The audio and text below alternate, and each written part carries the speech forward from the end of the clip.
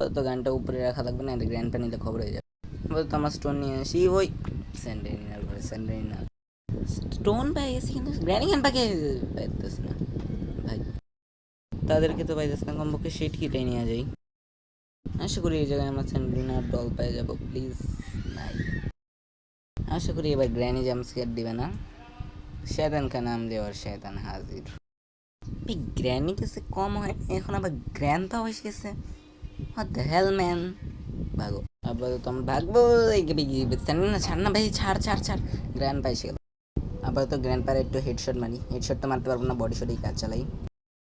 Bye bye granny. আপাতত ওই জায়গাটা খুলি।